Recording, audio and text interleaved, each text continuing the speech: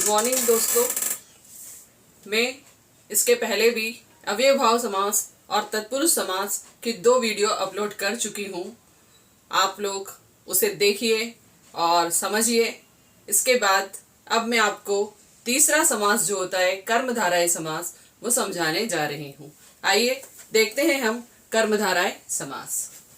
कर्मधारय समास जिस सामासिक पद का प्रथम पद विशेषण और दूसरा पद विशेष्य होता है वह कर्मधारय समास होता है। मैंने आपको पिछली वीडियो में बताया है कि किस तरह से हर समास में 2 पद होते हैं। यहाँ भी 2 पद हैं। पहला पद विशेषण है और दूसरा पद विशेष्य है। पहला विशेषण है और दूसरा विशेष्य है, जिससे ये पता चलता है कि ये कर्मधारय समास है। अब इसके कुछ उदाहरण हैं जिसके आधार पर हम इसको समझने की कोशिश करेंगे कि विशेषण क्या होता है और विशेष्य क्या होता है और किस तरह से कर्मधारय समास के उदाहरण बनते हैं। चंद्रमुखी, चंद्र और मुखी मिलकर बनता है चंद्रमुखी शब्द, जिसका कि अपना विग्रह होता है चंद्रमा के मुख जैसी। चंद्रमा है और ये चंद्र है, ये विशेषण है और मुखी विशेष्य है। इन दोनों से मिलकर जो शब्द बनता है वो चंद्रमुखी कहलाता है और जिसका कि विग्रह होता है चंद्रमा के मुख जैसी। ये इसकी विशेषता है कि उसका जो मुख है वो चंद्रमा के समान है। दूसरा उदाहरण है कमल नयन। कमल और नयन, कमल के समान नयन, उसके जो नयन है वो कमल जैसे हैं। तो ये कमल विशेषण है और नयन विशेष्य है। इन दोनों को मिलकर जो विग्रह होता है वो होता है कमल के समान नयन। तीसरा शब्द है कनक लता। कनक मतलब सोना, सोने के समान लता वाली। कनक के समान लता, कनक मतलब सोना। कनक विशेषण है और लता विशेष्य है।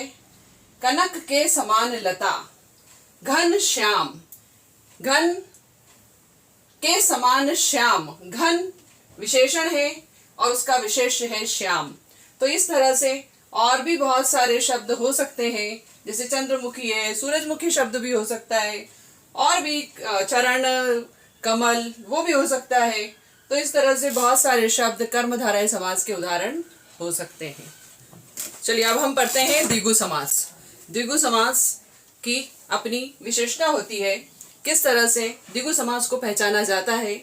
जिस समास का प्रथम पद संख्यावाची विशेषण हो। इस शब्द को आपको जोर देना पड़ेगा, संख्यावाची विशेषण, और दूसरा पद विशेष्य हो।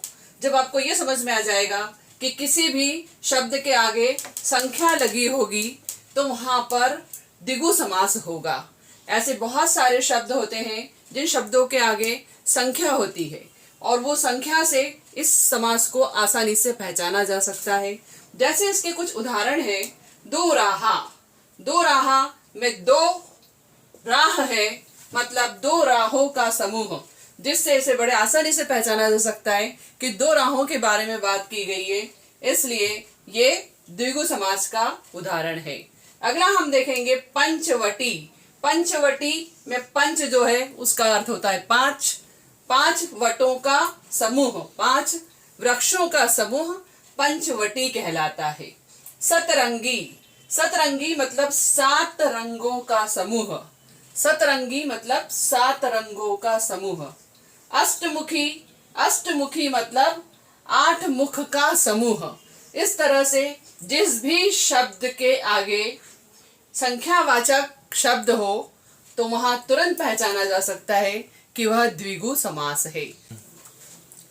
चलिए अब हम पढ़ते हैं अगला समास, जिसका नाम है द्वंद्व समास। द्वंद्व समास जैसे कि नाम से ही समझ में आता है, द्वंद्व समास, दोनों तरफ से इसे द्वंद्व ही पढ़ा जाता है, द्वंद्व ही पढ़ा जाता है दोनों तरफ से। तो हम इसके उदाहरण को भी बड़ी आसानी से समझ सकते हैं। इसमें हमें कंफ्यूज होने की बिल्कुल भी आवश्यकता नहीं है। जैसा ये नाम होता है वैसे ही इसके उदाहरण होते हैं। दोनों एक जैसे दोनों तरफ से पढ़े जाते हैं, तो इसको इस आधार पर भी आप पहचान सकते हैं कि ये द्वंद्व समास है। द्वंद्व समास और द्विगु समास में कंफ्यूज होने की बिल्कुल भी आवश्यकता नहीं है। उसमें संख्यावाचक शब्द होते हैं और इसमें ऐसे शब्द जो कि दोनों तरफ से बराबर होते हैं। इसकी एक परिभाषा हो सकती है, द्वंद्व समास में दोनों पद प्रधान होते हैं। इनके बीच योजक शब्द और लुप्त होता है। जो और होता है वह लुप्त हो जाता है, लुप्त मतलब वो गायब हो जाता है। तो इस तरह से इसके दोनों पद प्रधान होना आवश्यक है। दोनों पद प्रधान कैसे होंगे? माता पिता, माता और पिता, बीच में योजक शब्द लगा है जो कि जब विग्रह होगा तो वह और का रूप धारण कर लेगा। तो माता और पिता, गंगा यमुना, जमुना, गंगा और जमुना, रात दिन, रात और दिन, भाई बहन, भाई और बहन। इस तरह से ये द्वंद्व समास है। उम्मीद है आपको समझ में आया होगा। बड़ा सीधे से इसके उदाहरण हैं और बड़ा सीधे तरीके से इसे समझा जा सकता है। चलिए अब हम अगला समास पढ़ते हैं। इसका नाम है बहुव्रीहि समास। बहुव्रीहि समास जिस सामासिक पद में दोनों पद किसी तीसरे पद की ओर संकेत करते हैं। हमने अभी पहले वाले समास में पढ़ा है कि हर समास में दो पद होते हैं, पहला पद और दूसरा पद।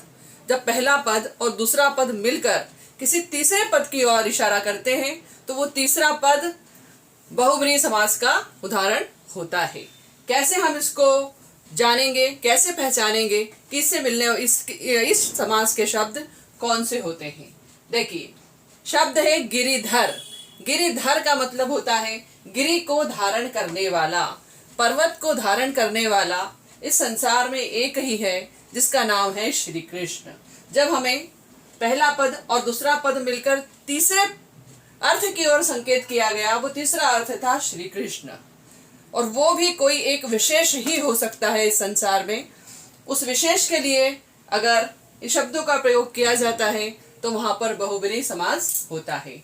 नीलकंठ, नीलकंठ मतलब जिसका नीला है, जिसका कंठ नीला है, जिसका कंठ, वह सिर्फ एक ही है जिसे हम कहते हैं शिव। उसी ने जहर पिया था और अपने कंठ को नीला कर लिया था। गजानंद, गज के समान मुख वाला, हाथी के समान मुख वाला। इस संसार में एक ही की ओर इशारा किया जाता है, वह है गणेश।